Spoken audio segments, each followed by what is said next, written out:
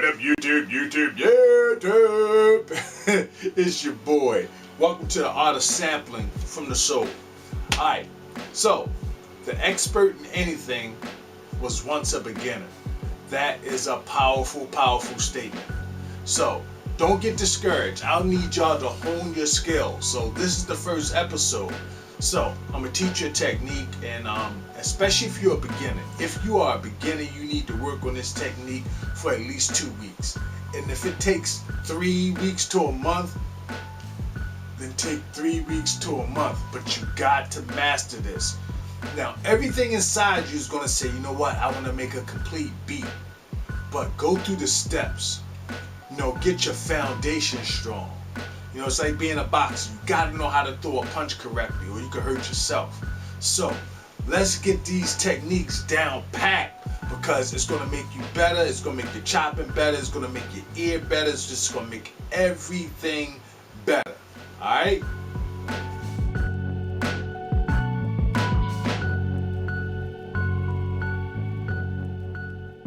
So, step number 1. You need to listen to music. That's the best part, especially if you love music. Listen to music, listen to music, listen to music. You need to find out what you like. All genres. And only listen and focus on what you like. Only focus and listen to what has an emotional effect on you.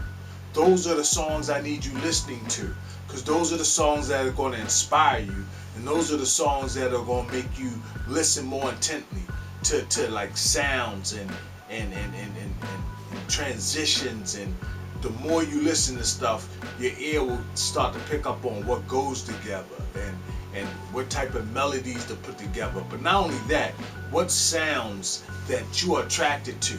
And then when you listen to these songs, maybe write them down, and write down what you like most about them, what stands out about them, how they make you feel. So that's very important. You cannot listen to enough music, all right? And if you're talking about sample, a lot of times we're sampling from vinyl, or we're looking for older songs. So if you only know some current artists, kind of find out what their inspiration were. Who inspired them? Where did they get their sound from? Because every piece of music was inspired by another. Everyone has been inspired by others and has created their sound, or helped them create their sound.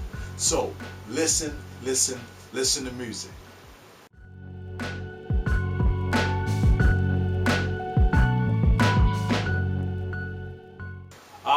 Music is something you feel. It's not just something you hear. It's something that you feel. Alright, just think about it. The music that touches you on an emotional level are the ones that resonate with you most. And that's why you got classic albums like Illmatic. That's why you got classic artists like Stevie Wonder. These people make songs that we will always remember. And their songs are redone, or made, or covered, or people talk about them to this day, years and years and years after it's been done. Majority of today's current hip-hop don't have that effect. There are some, Joyner Lucas and Logic, to name a couple, who have made some impactful songs. Even Kendrick Lamar. You want to make music that matters. Why? Because it's going to set you apart from everybody else. Even as a producer. Today's lesson is going to start off with loops. Loops are very important. When you learn how to make the perfect loop, learn how to capture the perfect loop, it's going to hone your skills. It's going to improve your chopping. It's going to improve your ear. It's just going to improve your technique. So being able to know and understand the power of loops is very, very, very important. So we're going over loops. So please don't underestimate this. And as I mentioned in the beginning, you want to go over this technique for at least 2 weeks. Alright? 2 weeks. Right? I need you to do this for at least 2 weeks. And if you don't got it in 2 weeks, you need to take it another week, go 3. And if it means doing it for a month, do it for a month. It will pay off. I promise you. I promise you it will pay off. And your brain, that little voice in your head is going to say, yeah, let's do this, but let's make a beat. You always want to move forward. Your brain tells you, I want to get this done now. We're in a microwave era. You want to do it so fast. You don't want to master a technique. You ready to make a full song. And what that's going to do is lead to frustration. You think you got it and you're going to throw these techniques down and you're going to try to do these things and you're like, how do I do this? All right, now how do I do this? You want to crash course, and that's what's going to happen. You're going to crash and burn. Check out this example. All right, so we're working with you on these beats. I want to see what you got. All right? Yes. All right, show me what you got.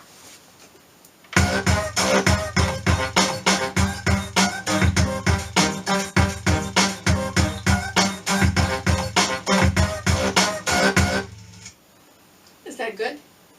What was that? An exhibition? We need emotional content. What? Try again.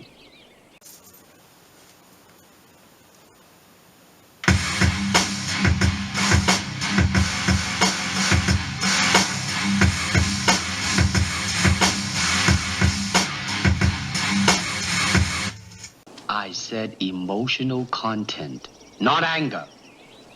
Now try again.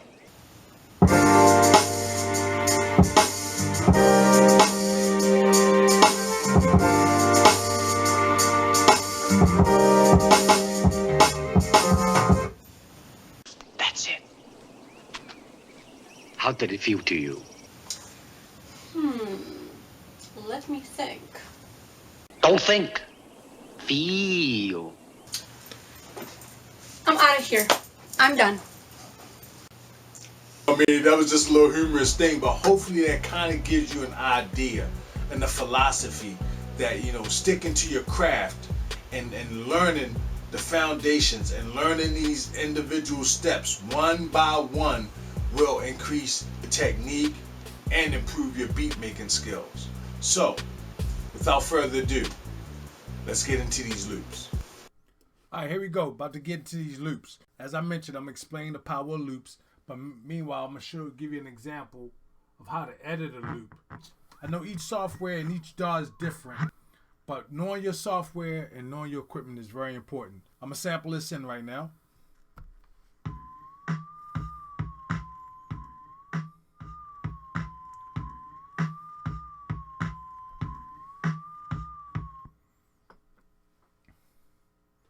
So I'm going to the beginning here. And I'm going to do it for 8-beat count. So 1, 2, 3, 4, 5, 6, 7, 8. That's my 8 right here. Right around here is where my 8 count is. Like I said, most software and programs right now allow the editing process to be very easy for you to get perfect loops. Back in the day, we had to work extra hard for it. Now I got my perfect loop going on.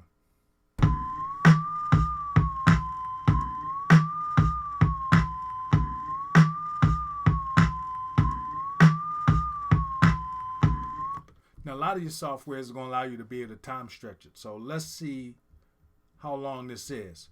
This is 97.92. I want to make it 90. So I will come here. That's where I'm going to input my new number. All right, so let's go to our main screen. So here we go. I got a bunch of samples in here, and I got some that are stretched and time stretched. So if you want to understand what time stretching is, all time stretching does is either increase the tempo of a beat or melody, or decrease the tempo of a beat or melody while keeping it in the same pitch or tune. Meaning, if you speed up a sample, you change the pitch and the tune. If you slow down a sample, you change the pitch and the tune of the sample. So a lot of times you want that same effect, that same sound, but you might want the sample to play faster, so you time stretch it. So here's an example.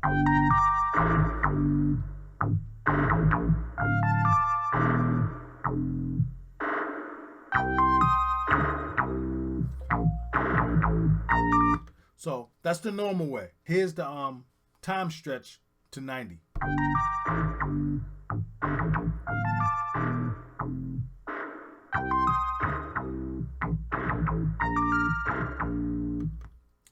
Got it? I got this one right here. Time stretch.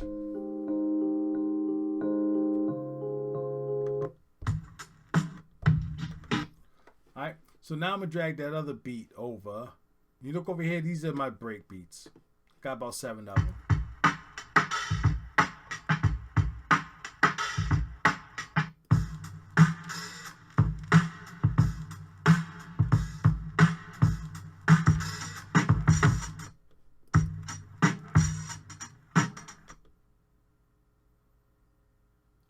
Take 2. All right, so here's my break beats.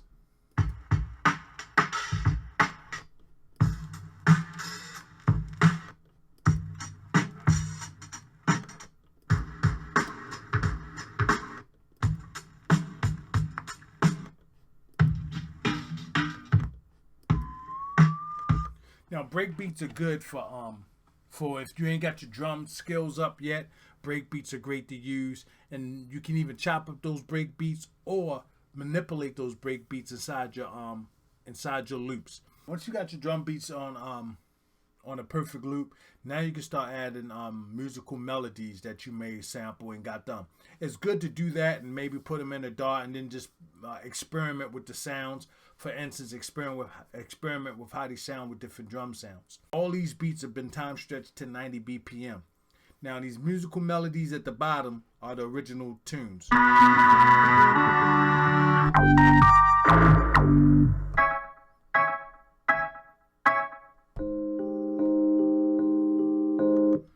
Alright, now the ones that you see sample pads above them, like here, this is this melody time stretch, this is this melody time stretch. Normal, time stretched. Normal,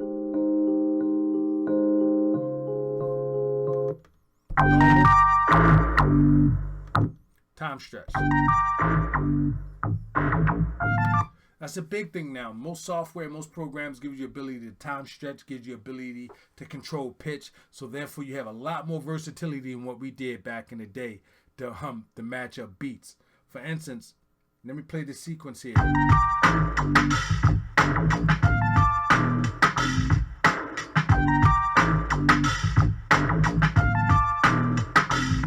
See, so that beat is perfectly time stretched and matched with that drum beat. So if I wanted to do the same thing, I would have to find a pitch that matched my drum beat if I wanted it at that tempo. But now I'm speeding up my sample, so the pitch is going to be different. So let's find out which one complements it.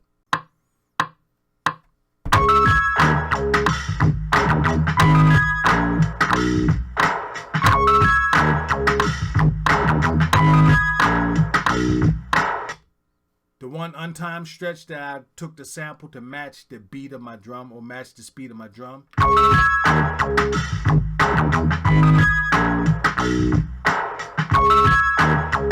Don't sound bad.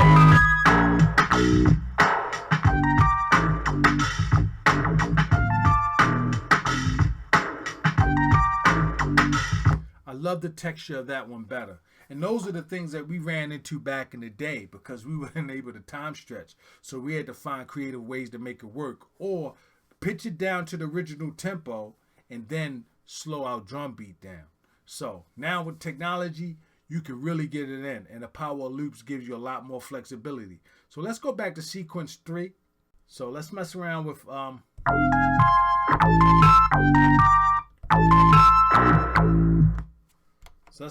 this.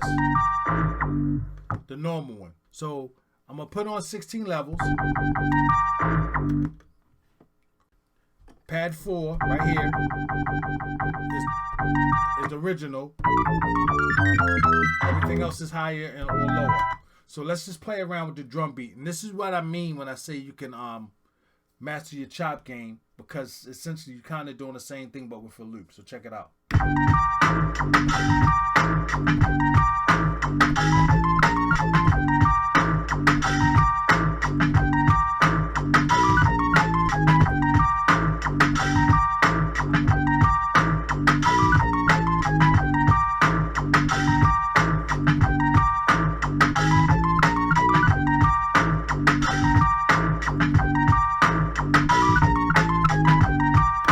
So you can see the versatility with messing around with loops. So another cool thing with loops is if you find, especially with melodies, you can shorten them, you can lengthen them, you can do a lot of crazy things with them just by changing the timing of your loop. So let me give you an example. So now I'm adjust the beats. So if that loop was just one beat, it will sound like this to this drum track.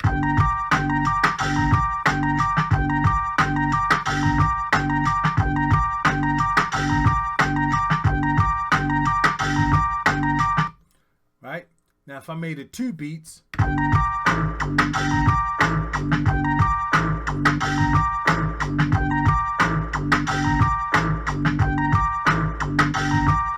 if I make it 3,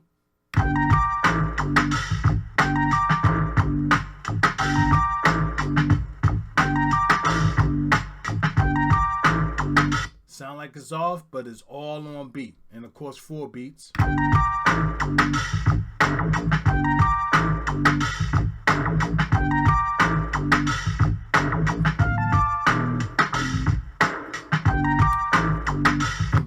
Loops can really get you some versatility. Also make you think outside the box, make you listen to things differently. So master your loops. Master your loops. All right. Thanks for this segment. I didn't want to keep it too long. Hopefully you learned something from it. Hopefully you can digest what I'm showing you. And like I said, if you're a beginner, master your loops. 2 weeks. 2 weeks, master your loops. You're going to see a big increase in your skill level. And next week, I'm going to hit on another technique. All right. So until next Friday, peace. Thanks for watching.